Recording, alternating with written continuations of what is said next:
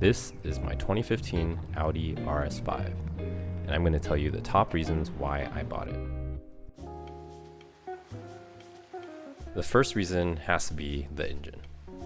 The RS5 is equipped with a 4.2-liter naturally aspirated V8 that delivers 450 horsepower and 316 pound-feet of torque. It goes 0 to 60 in about 4.5 seconds, and while it may not be the fastest or quickest car, the engine stands out for its ability to redline at 8,300 RPM.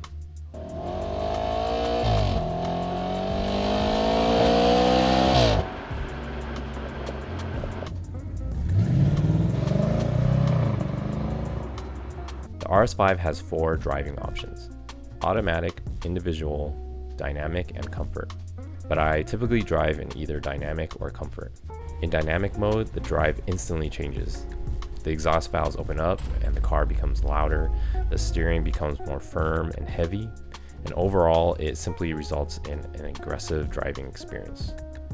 But I also appreciate the RS5's versatility. It kind of has a Jekyll and Hyde personality.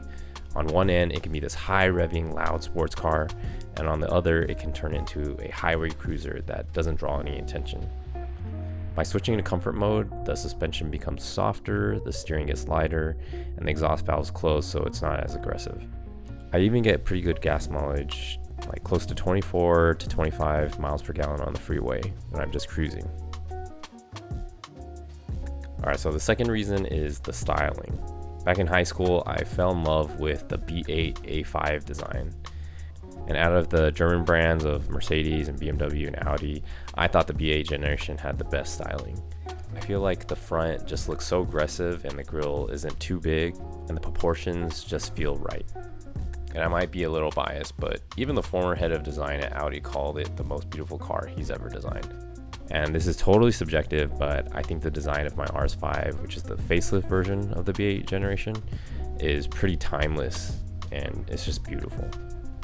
In my opinion, the interior has aged remarkably well for a car that's nearly 10 years old, and I love the Alcantara seats and the carbon fiber trim. There are some parts that are a little dated, like the infotainment, and it doesn't have any USB ports, but there are a lot of aftermarket options that you can plug and play, and you can get wireless CarPlay or Android Auto.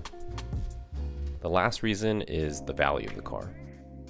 Given its age, the depreciation curve for the RS5 has largely flattened, so there's a slower rate of depreciation. And naturally, owning a car over 10 years old will obviously have more maintenance and repair costs. However, I believe the RS5 offers excellent value for the money.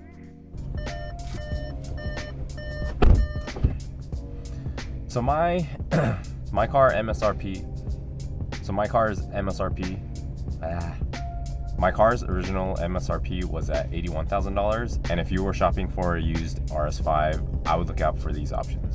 So the first one is the Black Optic Plus package, and this includes the sport exhaust system and the Black Optic exterior trim, so that just blacks out all the trim, and the carbon fiber engine cover.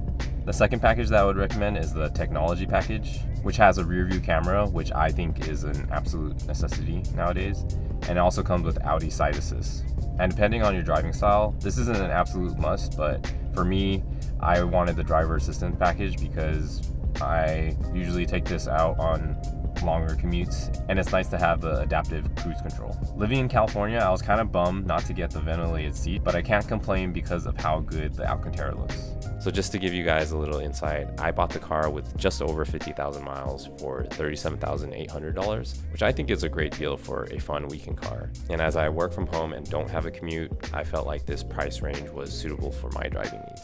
As I previously mentioned, I love this car even back when I was in high school, so owning it has been an absolute dream come true. With any car, I believe you need to drive it yourself to truly understand it. So some people might prioritize speed over sound or prefer the agility of a true sports car over a heavy one like the RS5. However, for me, this car fulfills all my needs and wants. And at this price point, in my opinion, it's the best buy. I'm so excited for this car. I want to add a couple mods to it, including a new exhaust system. So comment below if you have any suggestions on any mods or exhaust systems that you guys have in mind.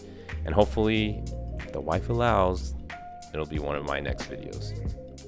Please help out my channel by liking the video and subscribing, and I'll be posting more content. Thanks.